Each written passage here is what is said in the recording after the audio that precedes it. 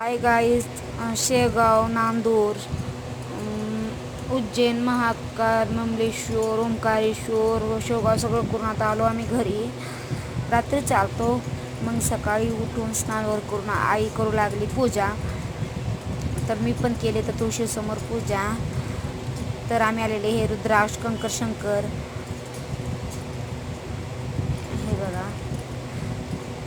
तर रांगोळी वगैरे काढले, देवाचं मीच पूजा केली महादेवाचं तुळशीसमोर.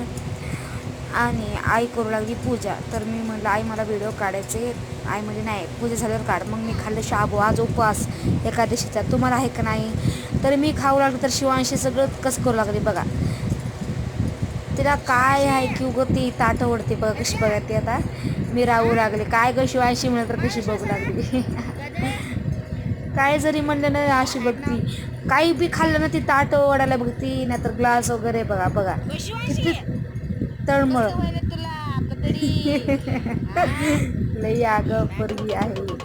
मग आईचं झालं पूजा. मग आले मी बघा. आई अशी पूजा केली आईनं. तर आम्ही आणलं होतं डमरू, उज्जैनहून डमरू. महाकाल, थांब तुम्हाला महाकाल दाखवते. आईनं सगळं बेल टाकून देवावर सगळं झाकून टेके देवाचं तो. तर बघा बघू शकता आईनं हे मुक्ता आई ज्ञानेश्वर महाराजचे फोटो बी आणलं होतं आम्ही.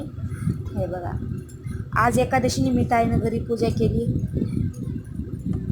तुम्ही बघू शकता पूजा आईची. बघा आता महाकाल बघू शकता तुम्ही. आता महाकाल, उज्जैन के महाकाल.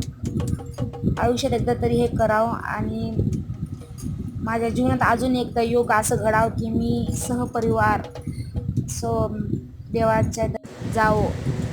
बघा श्री जय महाकाल, काल के काल महाकाल की जय. बघा, तर भेटूया नेक्स्ट व्हिडिओमध्ये. बाय.